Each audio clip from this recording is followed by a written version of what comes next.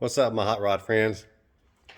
I've been working on my little TransAm project here lately, so I just wanted to show you all some kind of cool stuff I've been working on. I got the car on E85, mainly doing that because I want to be able to drive it around town and enjoy it a little more. And I'm not a big fan of E85. I'm a full methanol guy. I love running methanol. I like all the properties of it. Except just driving around, it's a hassle because you have to keep buying drums of methanol and you burn through it so fast. So my thoughts are to try to keep this car on E85 just to play with so I can have a little more fun. But at the same time, I still need a little bit of methanol in my life. So I've been rigging up a methanol kit.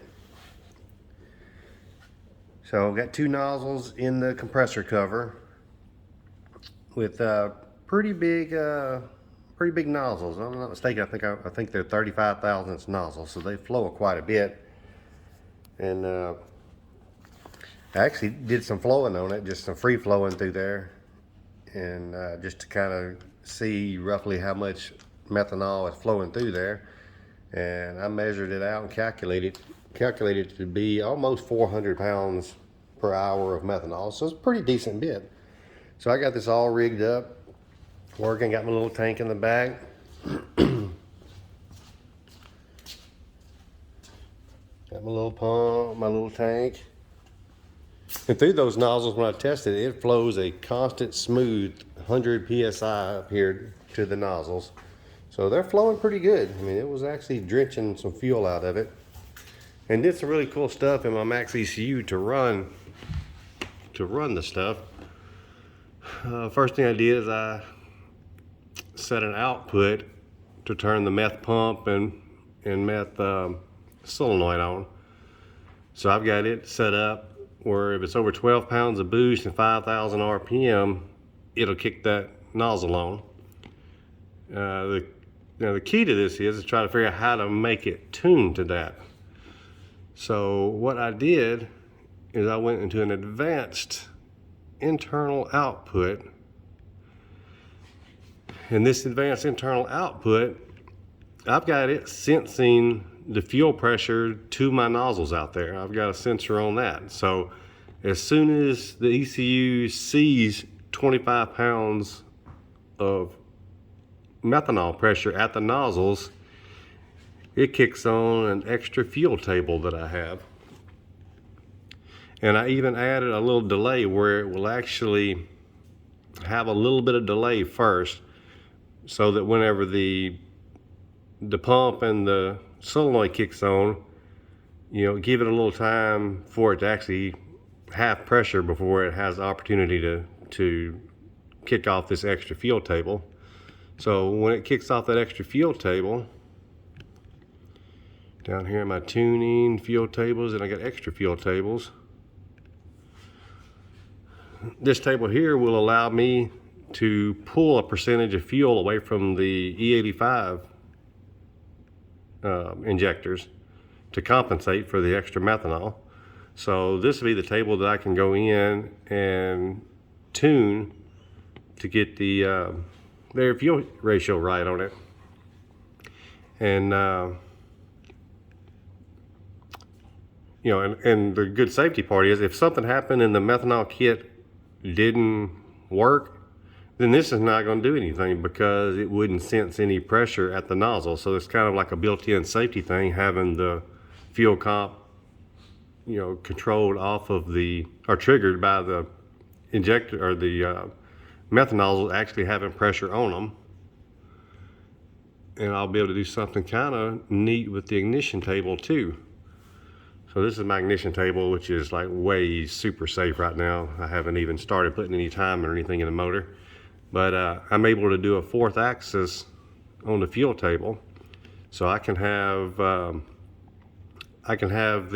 not fuel table, but the ignition table. So I can have the ignition table change to a different ignition advanced setting based on the nozzles being on or off. And I do it over here with these two tables here. And I haven't adjusted them yet. I only put just a different number right here just so I can see the change going back and forth. So normally if the meth nozzles were not on, it would be on this 0 table, which that would be this map here. And if the nozzles kicked on, it would automatically kick to this other map, which is where I could start adding some more time into to make a little bit more power on that meth system. And I just got, like I said, I haven't really got anything tuned in really good yet, but I took it out on the road yesterday thinking that, you know, it was gonna probably hit this, turn the meth nozzles on, and my anticipation was it was gonna probably fall on its face. But to my surprise, it actually didn't. What the basic numbers that I've got in there actually worked. It kicked on. I went and hammered it through second gear. It run up to 6,000. And as soon as it kicked on, I actually felt it. I mean, it felt to me, I mean, it was pretty subtle. It felt like maybe a, 40, 50 shot of nitrous is what it actually felt like. I actually felt a little surge whenever it kicked in. Instead, I was expecting that it was going to probably stumble, fall in its face, drown in fuel, do something crazy, but it actually took it really well. And I just did some base calculations. My estimation is it's probably got around, the methanol is supplying probably around 250 horsepower worth of fuel. So I just estimated the engine power and pulled whatever percentage difference I thought that it would be. And surprisingly, it actually did pretty good. It was a good bit on the rich side, so I still had to do some leaning up and playing with it, but I was surprised it actually worked. The intake air temperature, I got my sensor way back in the back of the intake right there. And my guess is it probably atomizes the methanol pretty good coming through that compressor housing, because, there's a lot of craziness going into that. But I only saw, I think it was 120 degrees. Now I know it's going to make more making a full pass, but it went up to around 120 and kind of planed out right there all the way up to about 7,200 RPM. But it worked really good. I was really impressed with the first time. Like I said, I was expecting it to fall on its face and just do something really crazy, but it kicked on and it took it good.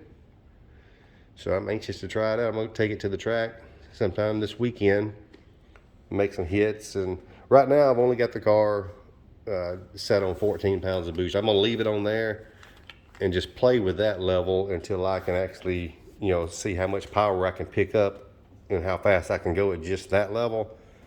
Because I don't want to just go straight to, 20, 25, 30 pounds of boost. I would rather go ahead and get a nice clean tune up at 14 pounds, and then I can work my way up. At least that way I know it's a clean tune up and less likely to hurt anything. But that's about it. I just want to show y'all that little neat setup that I rigged up that actually works. And one thing I do like about the E85 is I was running this car on straight methanol for a little while, and it was drinking the crap out of that stuff. I mean, I would drive to town, drive back, and it would be way down. I filled this car up last week, took it to Memphis, made I think 5 passes. I've drove around the street a little bit, and I'm still on 73% fuel. So it's really good on fuel as far as running E85 compared to what I'm used to on methanol. All right, that's about it. I'll give y'all a little update next week after I get to make some more passes in it.